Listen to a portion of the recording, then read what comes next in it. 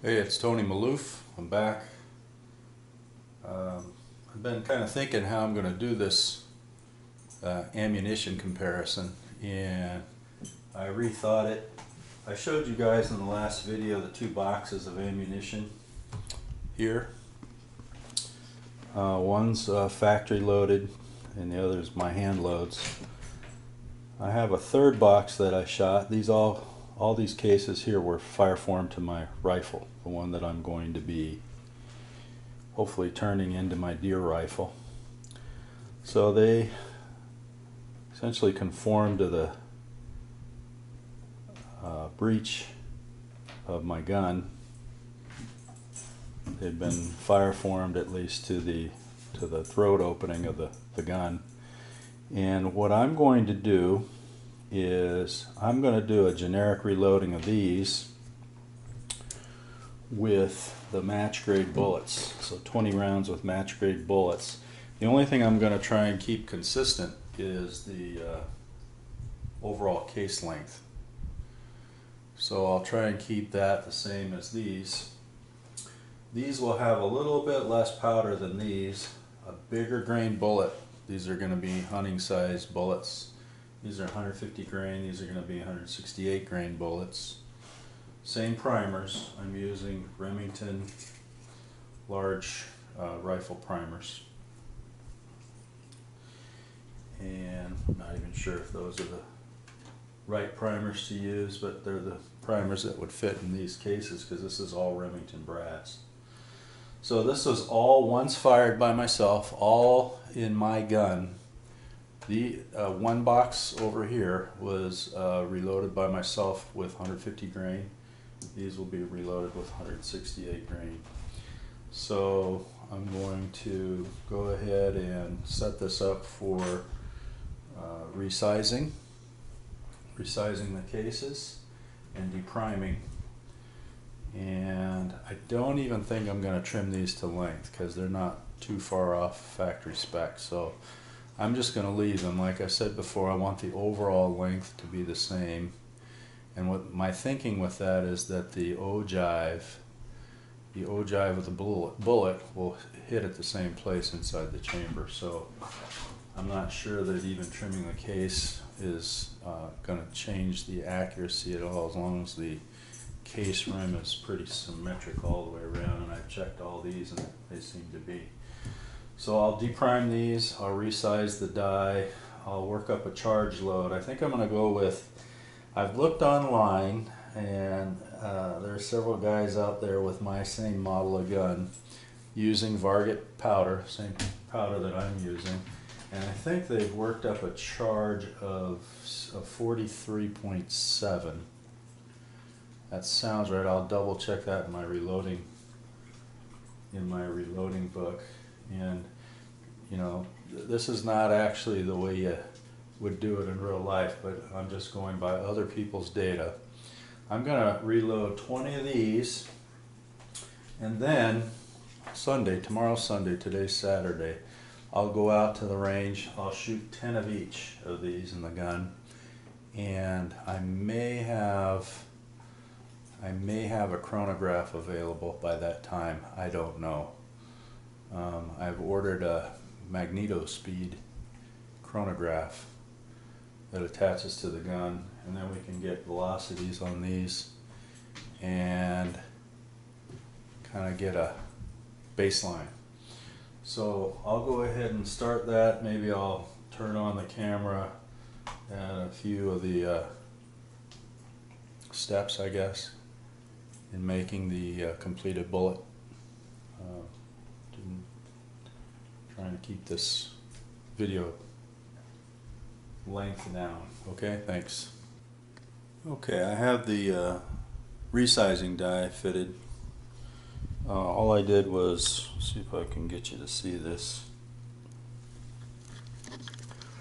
All I did was adjusted the die so that when the ram went up, the base of the shell holder touches the bottom of the die.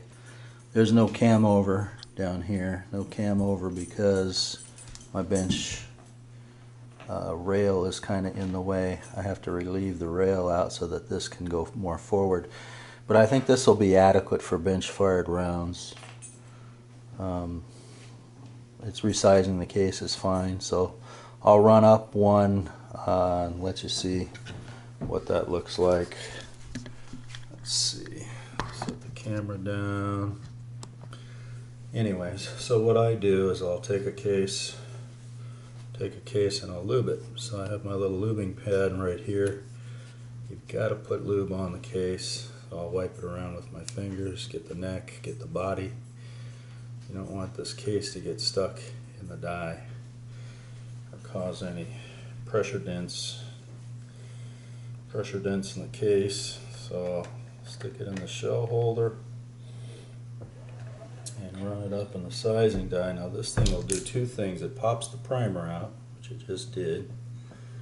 I go ahead and give it a couple of bounces, bring it down, and then take it out.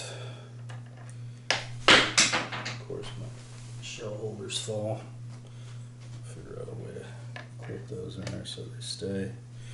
But anyway, that's it after resizing the body. Primer pocket. And then I'll take it over here and put it in my reloading tray. I'll show you. So I got to do that 20 more times. That's the first step. So I have my rack unsized, still primed cases. I have some lube here, case lube, only need a little bit. Put some case lube on, I kind of rub it around the body and also around the neck. Doesn't take very much, just a little bit on your fingers. And I stick it in the old press with the die pre-adjusted. Run the ram up, careful not to get my finger. And here we have our resized case and deprimed. Probably can't see that, but I don't know how this camera focuses, but deprimed and resized. And then if you look over here on my bench, I turn them upside down just so I can see the bottoms. And I can tell that when the primer is missing, the cases have been resized. And then I'll show you the next step. Do one. Okay, so I reset the camera on my bench. This is the case prep machine. This is my lathe to adjust the length of the cases. Each time a case is fired, it lengthens a little bit. It's work hardened. This is the second time these cases have been fired. I bought them already preloaded in a 20-piece set from Remington. These are the core locked Remington ammunition. So this is a piece of Remington brass, 30-aught, or 308, sorry, 308. So here's my process. Case prep tool, what I do first is I want to get this as flat as possible. Not that cleaning out the primer pockets will do that, but I'll remount the primer pocket, get all that carbon off there as much as I can, scrape the bottom with this tool here. This is like taking a screwdriver. I used to use screwdrivers when I was a kid. And I hold the brass down by the base and let it float in my hand. Otherwise, if you put it on there hard, this thing's going to scrape out your primer pocket and make this brass useless before it's time. So you want to let it float, let it find its own center. So I let it float, I let it find the center, I hold it down with 3 fingers, push hard down at the base, and then scrape the bottom of the primer pocket. Same thing, hold it down at the base, see how it kind of floats up there?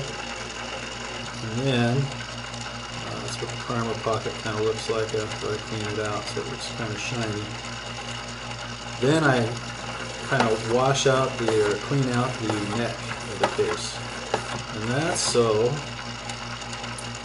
I showed you the pilot on my lathe, that's so the pilot fits a little nicer inside the neck. So I'll put it in my case lathe here and trim the mouth, hopefully down to an acceptable length here.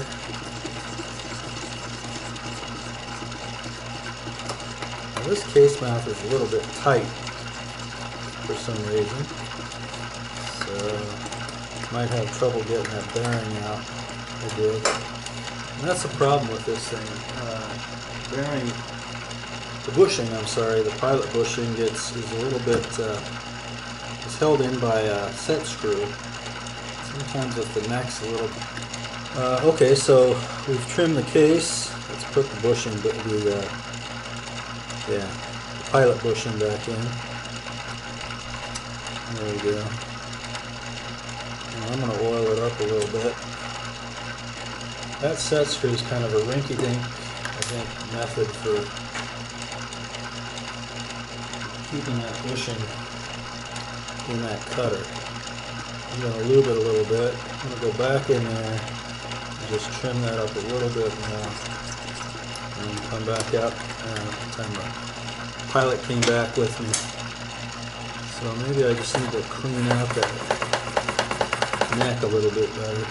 But anyways, now that I've trimmed it, I have to deburr it, because the trimmer, you can feel with your fingers, there's a little burr left around the case neck.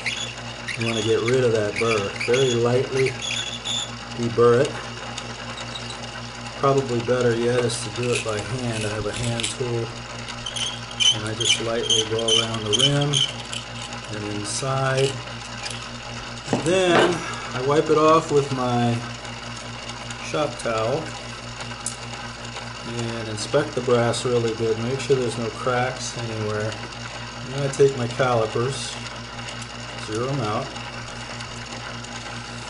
Here's my calipers. These are cheap calipers from Home Depot or Lowe's or something like that. So I zero it. That's zero. And I take it out to,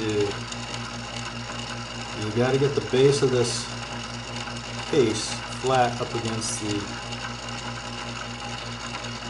I'm getting almost 2.001, and I want it anywhere from 2.1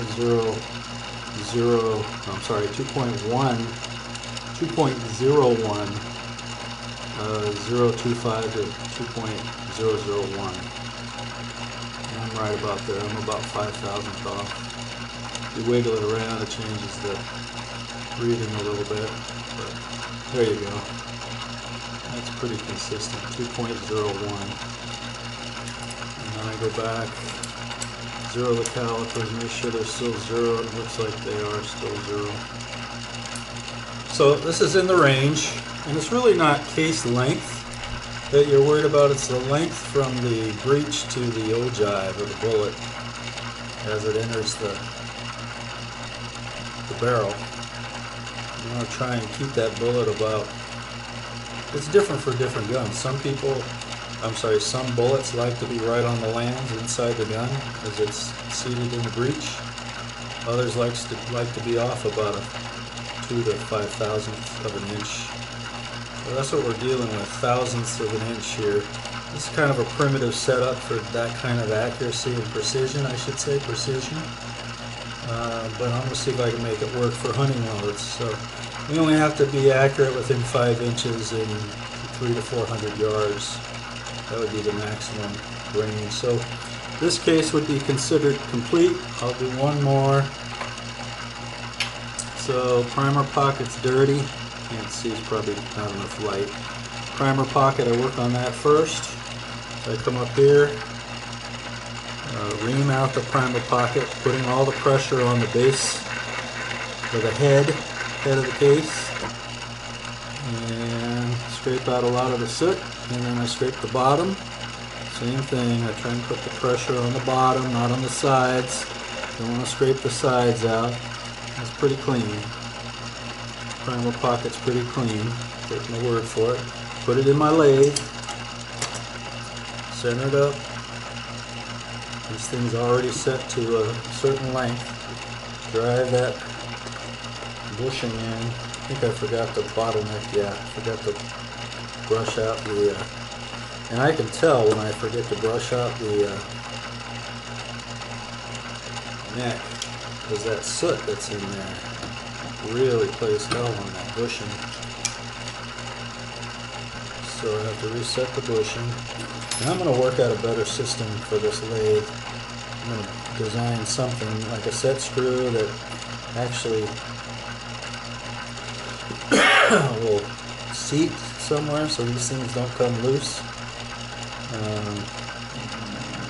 Because this is kind of ridiculous. That's my dog. That's my dog making all that noise. Okay, so I reset the bushing. There we go.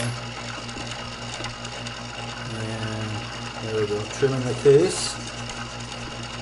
Keep turning until it's easy to turn. You won't hear any more. I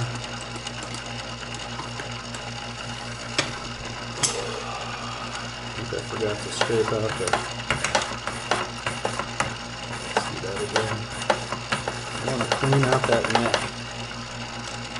There is a lot of fouling inside of the neck when you fire. Yeah, the bushing's going in nice and easy now. Now I can turn, take this out without losing my bushing. Okay, so I've done that now. I deburr outside and inside. Lightly holding onto that case because you don't want to scrape away too much of the brass. You just want to deburr it. That's just a real light. Then you run your finger over it, and I don't feel any burrs. And then lastly, I'll take a shop towel and clean it and brush out the neck again. Okay, so there, that's a pretty good, nice clean case ready for priming, which will be the next step. And I'll set up for that. Okay. Now we're set up for priming. I still have all my cases upside down on my loading tray. This is my priming machine. I just bought this. Normally in the old days I would just use the primer on the press, but it's such a pain in the butt. I like to feel how that primer seats in there. So I went with one of these. It's mounted onto my plate here on the bench. It's pretty solid. There's a shell holder here that you have to buy in order to fit the 308 brass in it. So here we go. I'll put one in. Okay, and then I'm going to pull the lever down and just feel. Oh, I should mention this before we start. Putting the primers in is probably the most dangerous part of the whole reloading process. So you're going to want to wear safety glasses. And you're putting a lot of pressure on that primer. And if it doesn't seat right, they can go off, cause problems. So now I can feel with the palm of my hand how easy or how hard it is to seat that primer. And that felt just about right for me. So I'm going to take the piece of brass out and inspect the bottom of it. And I don't know if you can see this on camera, but you want to have that thing seated just below the surface. And it looks like it is, just below the surface. It's seated real nice and tough in there. See how clean that is? That's a prime case. Let's see. I'm going to have to get me a monitor so I can see what you guys are seeing, but there you go. Okay, so I'm going to do that another 19 more times.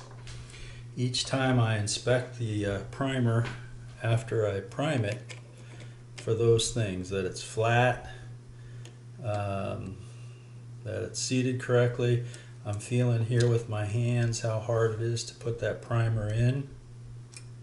This one's pretty tough for some reason. That was tougher. Let me see if I even seated one. I did. Okay, and it's very important that you push the handle all the way down to make sure that that primer is seated. And I hope you can see that, but that's seated. I'm going to turn the camera off. I'm flipping all these back upright in my loading tray. And the next step will be actually charging the case.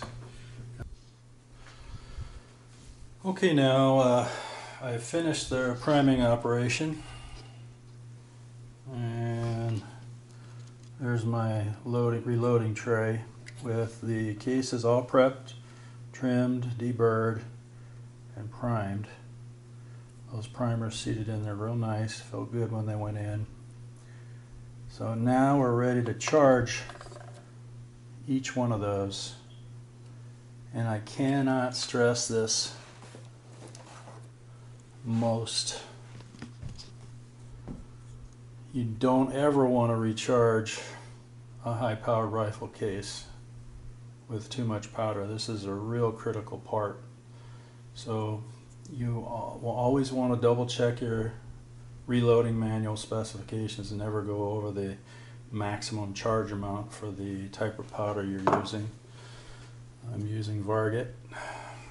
I always keep it out so I know what powder is in the hopper, because you don't ever want to mix powders either. So I have some Varget in this scale made by RCBS. It's called the Charge Master Light, I think. And this thing measures right on. It is perfect. So it's already been zeroed out, and I need to pour some more powder in there. I use this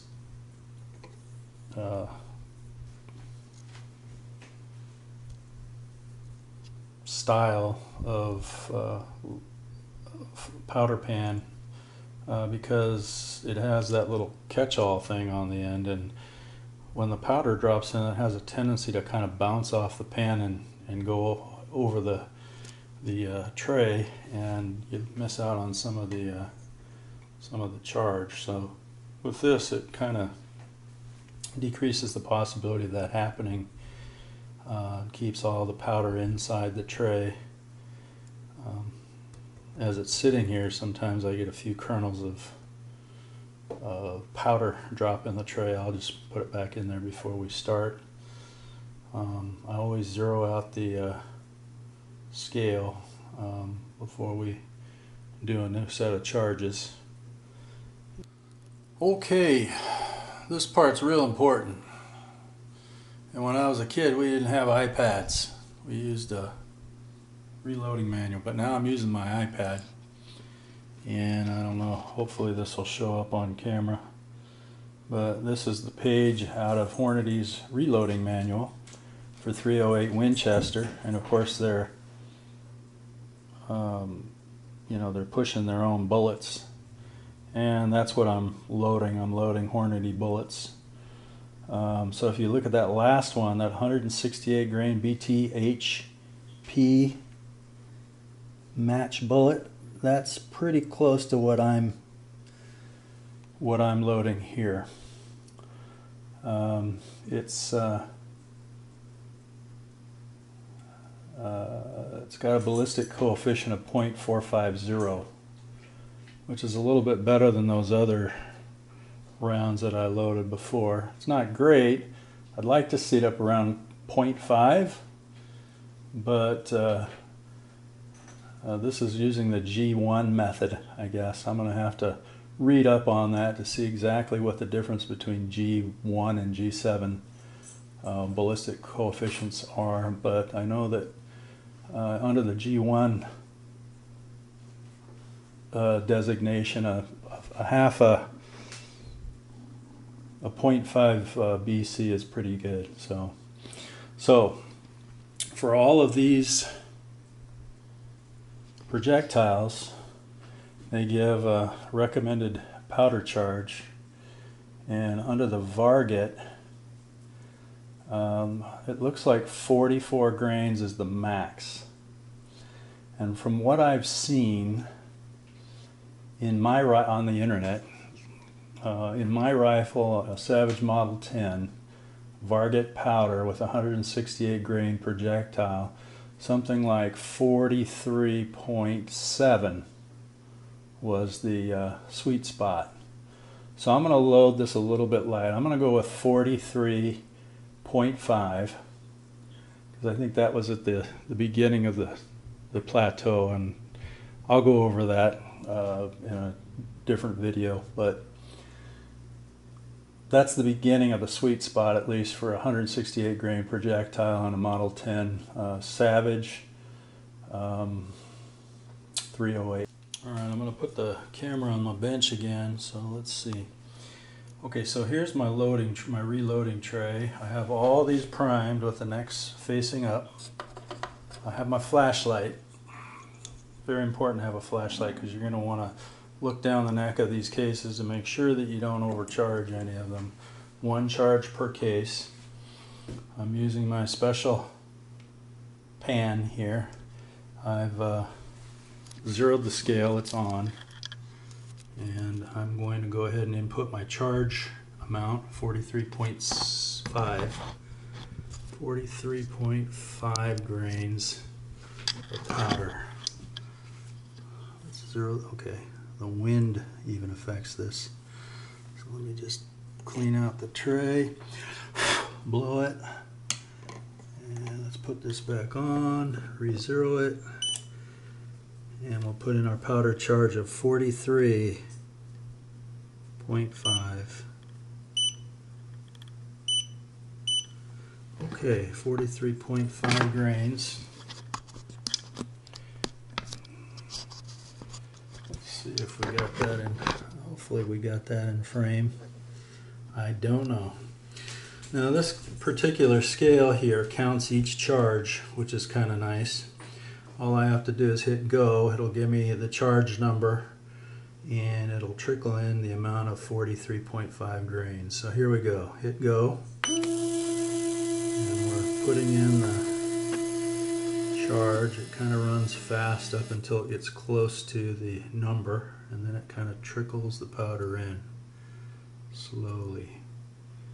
43.5 is what we're looking for. It should beep when it gets to that number, which it did. It gives me a charge number. This is the first one. It said point. Okay, so it gave me a, there we go. Gave me a charge number. So now we're going to go ahead and load the first case. And I don't know if you guys can see this. I'm going to move the camera. Shoot. Up. So I take my case and I can load it with the same tray. I stick the neck inside of the bell and then just tip this up until all of the powder goes into the case, and I don't have one grain left. Then I take my case and I'll show you. Take it from far and bring it near. Put it on the right hand side. So that's charge number 1. And I'll go through each one of these cases until I get to the last one, until all those cases are over here. And then I'll take my flashlight and inspect down the necks to make sure that the powder comes just up to the neck, which it looks like it's doing there, just up to the neck. Real important step. Okay, I'm going to show you the last charge. There's something I wanted to mention with the Charge Master. As you're watching it drop the powder, in my estimation, I would not trust the load that it's giving you the faster it gets to the number. If it gets to the number really fast, I would wait for the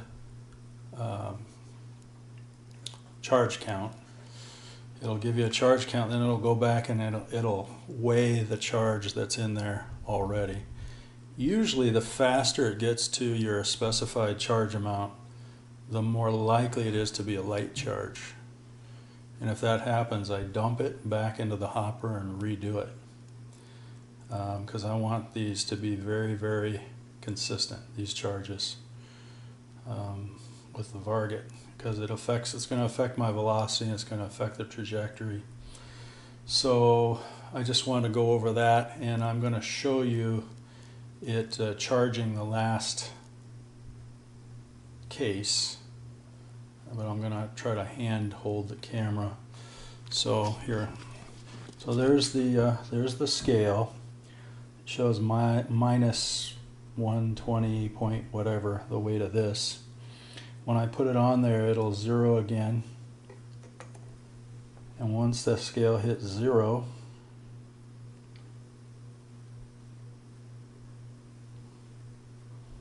hope you guys can see this. Once the scale hits the zero mark, it'll throw the last charge. Okay, so it goes pretty quickly up until a point once it hits about 40 grains, and then it slows down. So we're looking for 43.5, and now it's going to trickle small amounts in. Now if in this case it just jumped right up to 143.5, I would not trust it. You know, the faster it gets to that number, the less I trust the charge. So it's trickling up to the hundredth of a grain. So it gives me a count, and it goes back and shows me the true weight. And that's right on. I would trust that. That was the last case, so I'm going to go ahead and turn this off.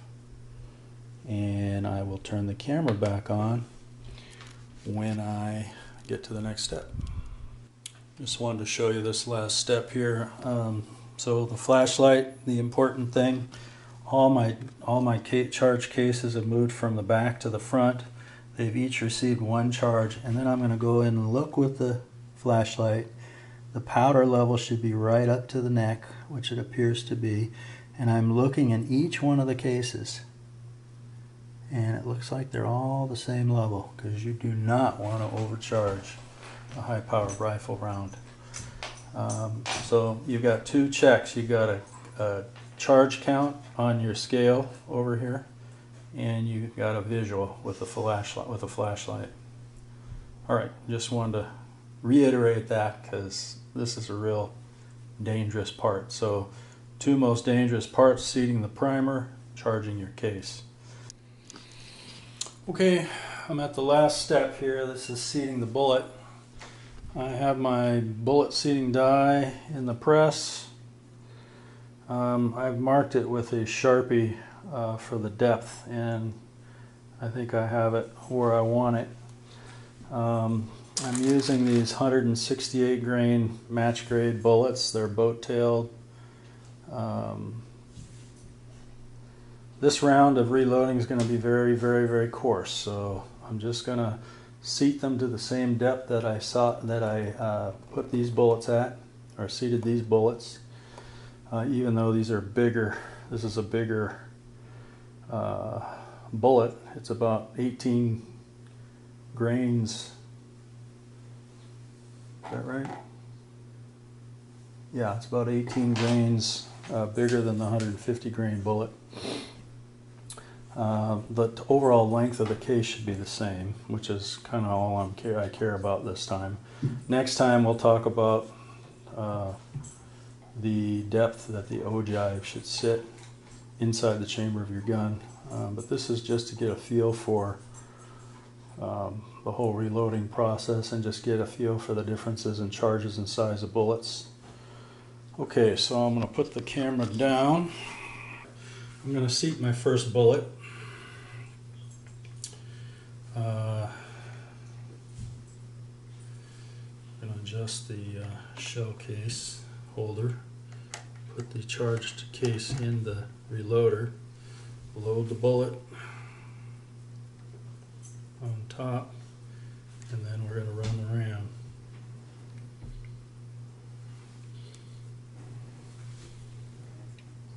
Here we go. Okay, I feel the bullet seating, and now we're going to run the ram down. Hopefully get a little crimp on that. Right there. Alright, there's the bullet.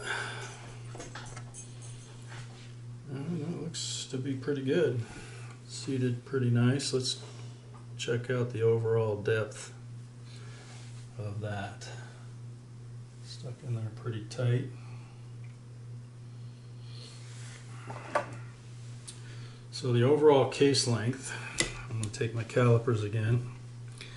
I'll go in here and turn this on. And I'm looking for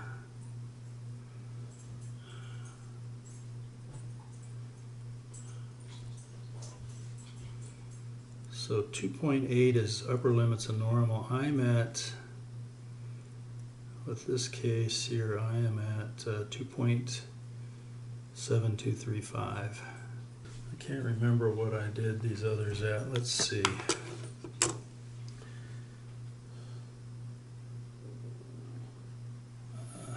a case here.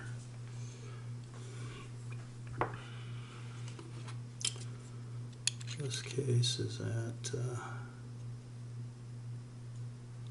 about the same. Yep. This one has the, call them, I forget what they call that little red thing on top, but this is about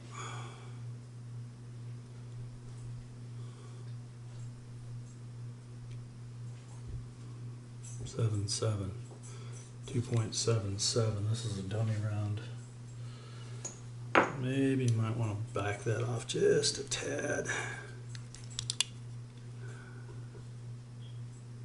Yeah, 7.2.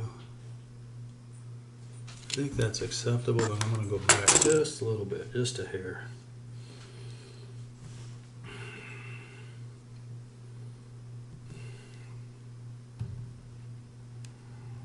Come back a hair, about right there. Up there. And leave it, call that good. Do the next one. Set it in the stage. Bullet. Seat the bullet. Try to get that in straight up and down. Get it into the die head. Don't get your fingers in there. Let's bring it down. Give it a little cam. There we go. That looks better. There we go. And the length on this is going to be, yep, 2.77 to 2.78. That's where I want it. I'll leave it right there and do the rest of these. There's a finished round.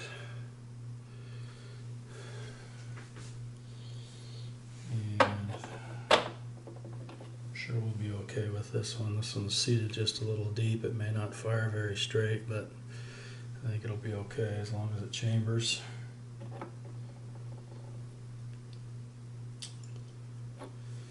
All right, let's do the rest of these. Be very careful with these cases because they're charged. You don't want to dump any powder out like I did. Not thinking. Seat it up in the die. There we go. And there's the round. That's a match grade. Hopefully a match grade round. 43.5 grains of varget with a 168 grain bullet. Remington primer, Remington brass. Alright, finish the rest of these. I'll turn off the camera and I'll give you my my final words here when I'm done. Got some final thoughts. I'm going to be a little bit out of frame here. But I have 3 boxes of ammunition Tour Custom. Ones that I just reloaded, or 20 that I just reloaded. The other 20 I did a few days ago. And then store-bought. And I'll just say that the overall case length for all these is right around 2.78 inches. And if you look at these Remingtons, they've got lead point on them. They look pretty, looks pretty ugly. But these are hunting rounds. Just seems like to me with a point like that, you know, just a mishmash of lead there.